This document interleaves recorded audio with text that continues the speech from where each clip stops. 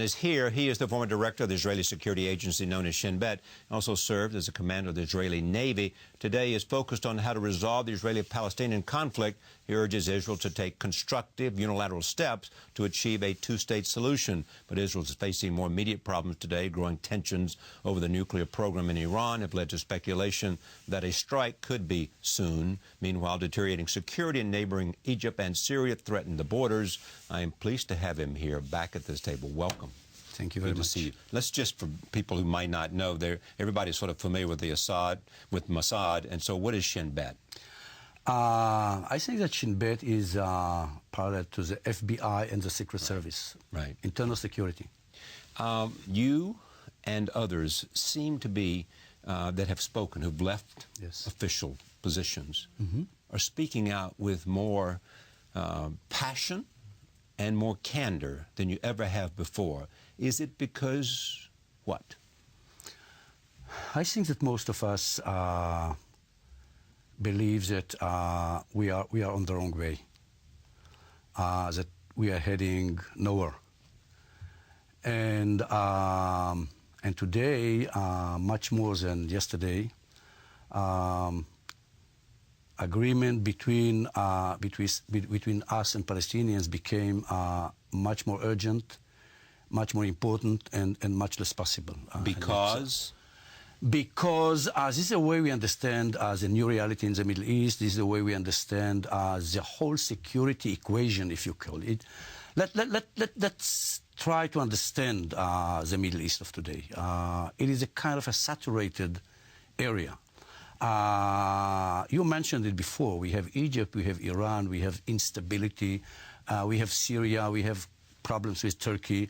The world is in a huge economic crisis. So it is becoming much more difficult. And finally, in order to try to not only to understand, but to create some viable strategy, we have to prioritize. We have to try to understand where should we start with. And if you ask me, and this is my personal view based on my security background, if you'll ask me what is a major threat to Israel, I'll tell you that the threat of losing our identity as a Jewish democratic state.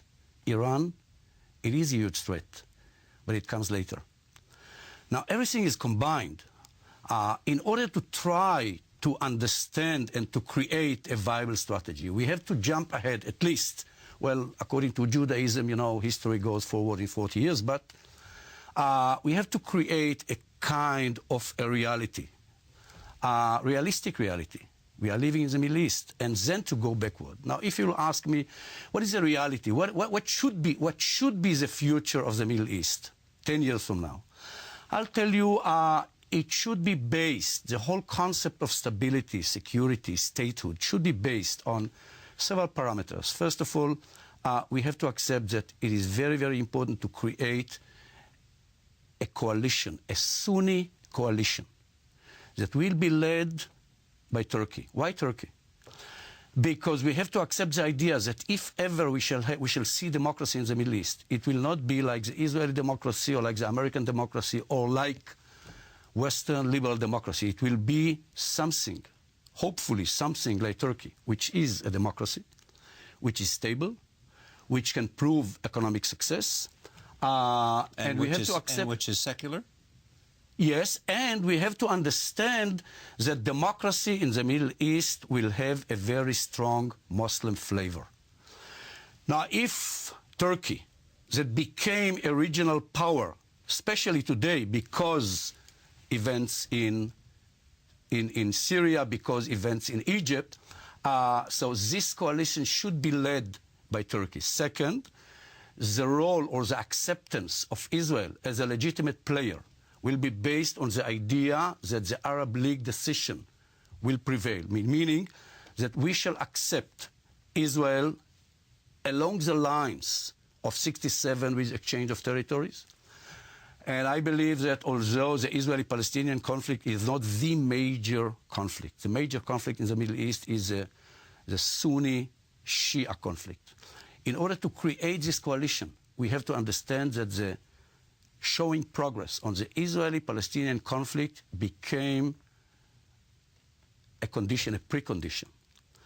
So these are more or less the parameters. I think that if we shall be able to create this coalition that will be supported with the international community led by America, we will be able to face Iran. We will be able to respond to the Iranian threat or to the nuclear capability that Iran is trying to require. And this is why it is so important for us to show what can be done by Israelis today in order to reach this point 10 years from now. What can be done by Israelis today to reach that point? We have to accept the idea. If you would ask me 2 years ago, I wouldn't accept it, but there is no partner. There is no partner, although it is very important. No Palestinian partner? No Palestinian partner, not because Abu Mazen don't want. In the Middle East of today, leaders became weaker and streets became stronger. Abu Mazen does not have the support of pragmatic leaders like Mubarak. So Abu Mazen cannot deliver what he thought he could 2 years ago, and Bibi Netanyahu will not offer what Ehud Olmert. So based on he does have the support of people like Fayyad. Fayyad is a very, very important figure, but he does not have any political power. And we have to understand in the new Middle East that was created during the last 2 years, the street sometimes leaders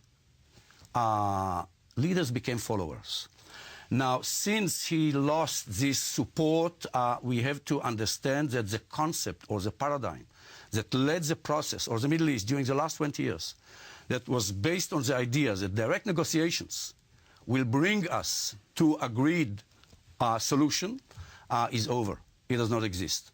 So this is why we are presenting a new paradigm. You believe that Israel should recognize Jerusalem not as the capital of the Palestinian I'm state? not here to tell you where will be the capital of Palestine. But then you're avoiding some of the critical hard issues. I'm not avoiding.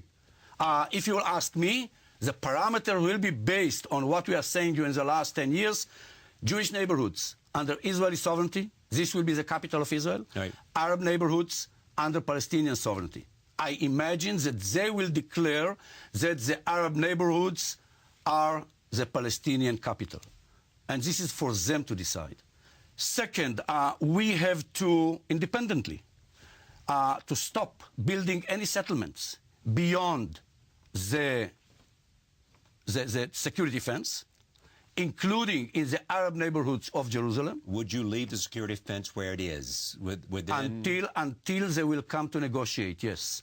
The IDF will stay, security fence will stay. If and when they will come to negotiate, we shall negotiate how to swap land, what to give, what to keep. Until then, we shall go on building in the major settlements west of the fence, but we shall not built on the east side of the fence. 3, we shall have to pass the law of bringing back settlers who wish to return. We have to understand, according to our polls, 20 to 30% of the settlers, once we build the fence, understand that it will not be in the future the state of Israel. It will be Palestine. We send them. If you ask me, they are our pioneers. They achieved the victory for us. Victory meaning recognition of the Arab world in the existence of Israel, the way they did in 2002 in the Arabic decision. 4, we have to prepare a plan, since the future of the rest of the settlers will be discussed with the Palestinians. We have to show to the Israelis that we are not going to repeat the same mistakes, that when we shall bring them back, we know how to do it with housing, with labor, with a national plan. And 6, and last, we have to convince the Israelis that finally, if ever we shall have an agreement with the Palestinians, it will be the result of the decision of the Israeli people. National referendum. We should not repeat the mistakes of taking this most difficult and painful decision the way we did in the past. The issue for every Israeli leader that I've ever talked to, is security for Israel. We are not endangering, and IDF will stay. So we are Israeli not Defense Forces. Yeah, right. Israeli Defense Forces will stay along the Jordan River. If along the Jordan River until we shall have an agreement. Not the way we are not going to repeat, we are not going to create vacuum until we shall have an agreed border, agreed solution. And how long do you think it'll take to do that? Look, I believe, if you ask me, I believe that if we shall take this strategy, first of all, within few months, Palestinians will come to negotiate. If they will, we shall negotiate. And if they will not negotiate, we are losing nothing. We are losing nothing because since the IDF will stay, I believe that within 10, 20, or 40 years, the international community will recognize the fence as the eastern border of Israel. And then, as I told you before, since our major threat is one state, this threat is eliminated. Some people even would suggest that if there's no two-state solution and there's continued occupation, it becomes a kind of, some argue, apartheid. Totally right. I think that we are heading directly into this destiny. And as I mentioned before, biggest threat to Israel is a threat to our identity as a Jewish democracy. When my parents came during the 30s, the dream was to create a kind, they did not use this language. But if you read our Declaration of Independence, this is what we mean. We are a democracy that belongs to the Jewish people, but we are a democracy. In order to be a democracy, our eastern border should be a border of our identity, not of our security. Security should be the result. We have to create a border in which we will be majority. Otherwise, we do not have the right, the moral right. By the way, we do not have the political power to dictate the values, the calendar, the symbols, and the stories that we tell our children. Where do you think the head, in the mind of the Prime Minister is, Prime Minister Netanyahu, where is his internal sense of what you want to see happen? Well, I have no idea. Usually I used to say that the psychology department of my family belongs to my wife, so I'm not sure. But if you ask me deep down, if you ask me, yes. I believe that finally, he can accept these views. I think that the major parameters, if I understand him again, that Israel is secure and a Jewish democracy, he accepts so this if you vision. could get him to accept the ideas of security and democracy. If he understands that the parameters, Israel will be safe, secure, will keep its identity as a Jewish democracy. If he understands that the parameters, that Palestinian refugees shall return only to the state of Palestine, I believe that these are his parameters. But, finally, it's up to him. May I turn to the question of Iran? Yes. What should Israel do? Iran is a huge threat. We cannot live with Iran having a nuclear military power. We should not accept it. The question is, how much time do we have? And what should we do? Now, for me, how much time do we have is with a correlation to what should we do. Because if we are going to act unilaterally, without any American or international support, without creating the atmosphere in the Middle East, it is not only that we shall have to face the reaction. Probably it's too late. All what we can achieve with our military power probably is to delay the program for, I don't know, 12, 18, or 6 months. But if the assumption is that we are a part of a coalition that based on a kind of a Sunni coalition, and America... What do you mean by Sunni coalition? Sunni coalition, that it means that Turkey with Egypt, with Jordan, with Saudi Arabia understand that the major conflict is with Shia led by Iran, and they create this coalition, as I mentioned before, in order to create this coalition that will face Iran, the Palestinian, Israeli... Okay, so this is the coalition. Has there been an event or a person that changed your mind, that brought you to where you are today? Oh, I met a group of Palestinians, some of them friends, in London in 2002. And it was after the beginning of the Intifada. Hundreds of people were dying on the both sides on the two sides of the no border, and we met trying to see whether we can do something. And you know, I was preparing myself a cup of coffee, and a Palestinian friend approached me. He's a psychiatrist, works in Gaza with children that suffered post-trauma because of the violence in Gaza at that time. And he tells me, Ami, finally, we Palestinians, finally we won. We achieved victory. I said, come on, are you crazy? Hundreds of Palestinians are dying. You are losing your dream of independence. What is the meaning of victory? And he tells me, Ami, you know, you don't get it. You don't understand that all what we want is to see you suffer. This is all what we want. You know, after 50 or 60 years, we came to understand that we will not be the only one who suffer in the Middle East.